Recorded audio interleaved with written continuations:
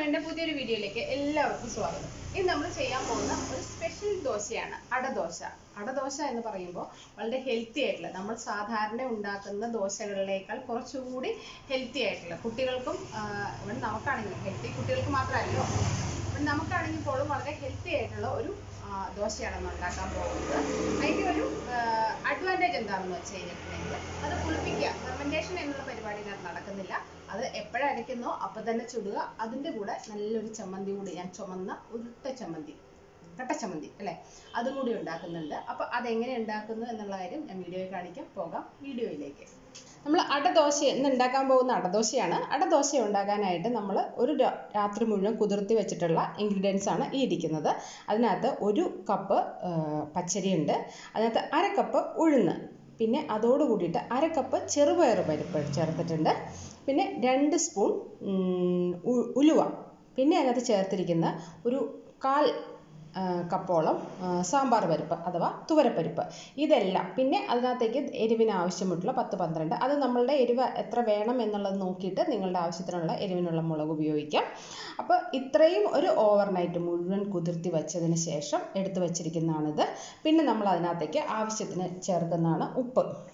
പിന്നെ നമ്മൾ അതിനകത്ത് ഒരു ചെറിയ പീസ് ഓഫ് കായം, ആ ടേസ്റ്റ് കൂട്ടാൻ വേണ്ടിയിട്ടാണ് കായം ഉപയോഗിക്കുന്നത്.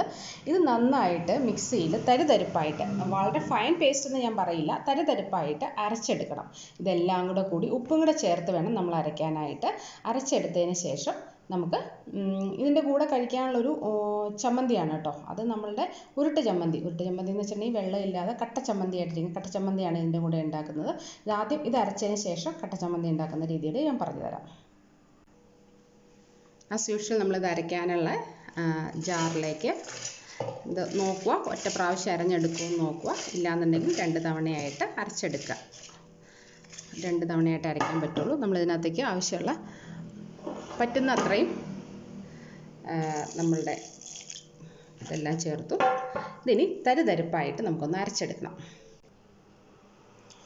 നമ്മൾ ആദ്യത്തെ ആ ഒരു സെക്ഷൻ അരച്ചെടുത്തു. ഇതുണ്ടോ, ഇതുപോലെ തരിതരിപ്പായിട്ട് നമുക്ക് കാണാൻ പറ്റുന്നുണ്ട്. ഇതിനകത്ത് എന്താ പറയുക, മുളകിൻ്റെ ഇതും അതുപോലെ തരിതരിപ്പായിട്ടാണ് അരച്ചെടുത്തത്. ആദ്യത്തെ പ്രാവശ്യം അരച്ചെടുത്ത് നമ്മളൊരു ബൗളിലേക്ക് മാറ്റുന്നു.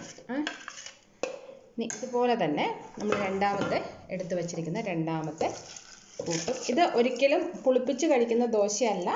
ഇത് നമ്മൾ എപ്പോൾ ഉണ്ടാക്കുന്നോ അപ്പോൾ തന്നെ ചുട്ട് കഴിക്കാൻ പറ്റുന്ന, ഇൻസ്റ്റൻ്റായിട്ട് ഉണ്ടാക്കാൻ പറ്റുന്ന ഒരു ദോശയാണ് കേട്ടോ.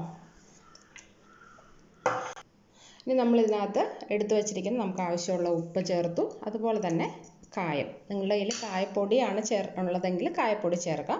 നമ്മളിപ്പോൾ ഇവിടെ കട്ടയായിട്ടുള്ള കായാണ്, അപ്പോൾ അതുകൊണ്ട് തന്നെ അതിനകത്തേക്ക് ഒന്ന് അരച്ചെടുക്കാനായിട്ട് ചേർത്തു കേട്ടോ. നമ്മൾ ദോശയുടെ ബാറ്റർ അവിടെ റെഡിയാക്കി വെച്ചിട്ടുണ്ട്. വെള്ളമൊക്കെ ചേർത്ത് ദോശയുടെ കറക്റ്റ് അളവിലാക്കി വെച്ചിട്ടുണ്ട്. ഇനി നമ്മൾ അതിനോട് കൂടി കഴിക്കാനുള്ള ഒരു ചമ്മന്തിയാണ് നമ്മൾ ഇന്ന് റെഡിയാക്കാൻ പോകുന്നത്. അതിന് വേണ്ടിയിട്ട് 1 കപ്പോളം തേങ്ങ കൊത്തിയെടുത്ത് വെച്ചു. ഞാൻ കൊത്തിയാണ് ഞാൻ യൂസ് ചെയ്യാറ്, അതുകൊണ്ട് തന്നെ കൊത്തിയെടുത്ത് വെച്ചിട്ടുണ്ട്. പിന്നെ അതിനാവശ്യമുള്ള മുളക്, ഉപ്പ്, ഇത്രയാണ് നമ്മൾ ചമ്മന്തി അരയ്ക്കാനായിട്ട് യൂസ് ചെയ്യണത്. ഇത് തരിതരിപ്പായിട്ട്, എന്താ പറയുക, വെള്ളം ഒഴിക്കാതെ, അധികം വെള്ളം ഒഴിക്കുക, വേണമെന്ന് നിർബന്ധമാണെങ്കിൽ 1 സ്പൂണോളം വെള്ളം ഒഴിക്കാം. അതിൽ കൂടുതൽ വെള്ളം ഒഴിക്കരുത്.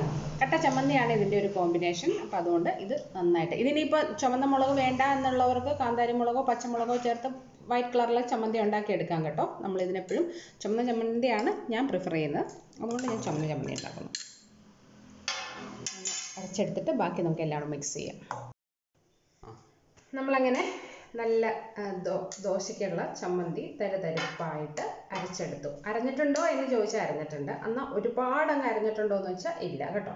അപ്പോൾ ആ പരുവത്തിൽ ദോശയുടെ ചമ്മന്തി അരച്ചു വെച്ചു. ഇനി നമുക്ക്, ഞാൻ പറഞ്ഞല്ലോ, പെട്ടെന്ന് ഉണ്ടാക്കിയെടുക്കുന്ന ദോശയാണ്. അതുകൊണ്ട് തന്നെ ദോശയ്ക്ക് എല്ലാം റെഡിയാക്കി വെക്കുക, അതിനുശേഷം ചമ്മന്തി റെഡിയാക്കി വെക്കുക, അത് കഴിഞ്ഞ് ദോശ ചുടുക, കഴിക്കുക. അത്രയേ ഉള്ളൂ പ്രോസസ്സ് കേട്ടോ.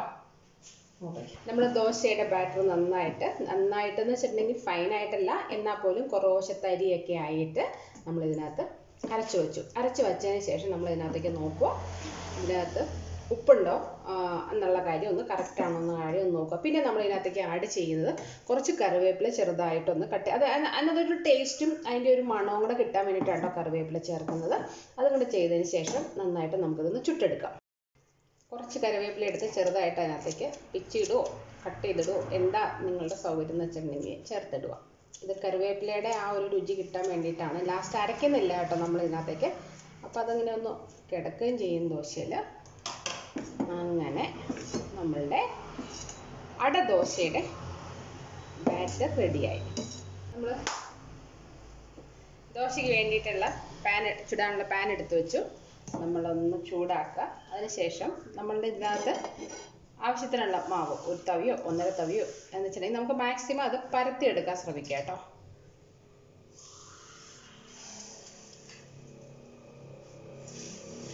നന്നായിട്ട് പരത്തി കൊടുക്കാം. ഇത്ര തിന്നാവോ അത്രയും നല്ലതാണ്. അതിനുശേഷം അതിൻ്റെ മേളിൽ നമ്മൾ ഒന്നുകിൽ നമ്മുടെ എള്ളെണ്ണയാണ് ടേസ്റ്റ് കൂടുതൽ. എള്ളെണ്ണ ഒഴിച്ച് ചെറുതായിട്ടൊന്ന് എല്ലായിടത്തും ഒന്ന് എത്തിക്കാൻ പാകത്തിന് ഒന്ന് ചെയ്ത് കൊടുക്കുക കേട്ടോ.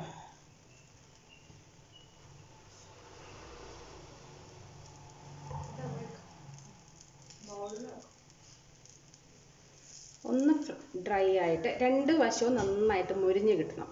നെയ്യ് ഉപയോഗിക്കുന്നവർക്ക്, എനിക്ക് എള്ളെണ്ണയുടെ ടേസ്റ്റ് ഇഷ്ടമല്ല എന്നുള്ളവർക്ക് നെയ്യ് ചേർക്കാം. പക്ഷേ ഇത് എള്ളെണ്ണയുടെ രുചി കൂടുതലാണ് കേട്ടോ. ഒരു ഭാഗം നന്നായിട്ട് മുരിഞ്ഞ് കഴിഞ്ഞ് കഴിഞ്ഞിട്ടുണ്ടെങ്കിൽ പറിച്ചിടാനൊന്നും ഒട്ടും വിഷമമില്ല. മറ്റേ സൈഡ് കൂടി അതുപോലെ തന്നെ മറിച്ചിട്ട് നന്നായിട്ട് ബ്രൗൺ കളറാക്കി എടുക്കുന്നവരെ ചുട്ടെടുക്കുക.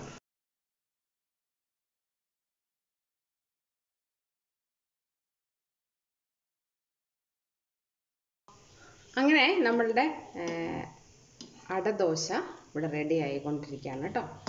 അങ്ങനെ നമുക്കതൊരു പ്ലേറ്റിലേക്ക് മാറ്റാം.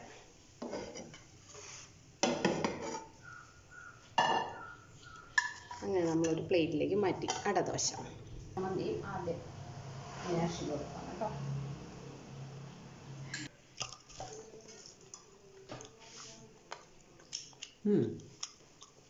കഫിത്തെ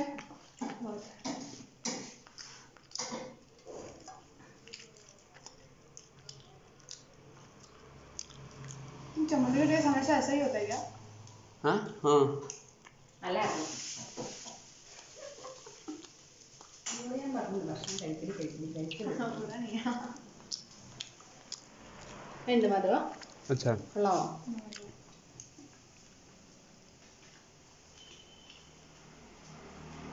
अच्छा चमड़ी खाते नहीं है.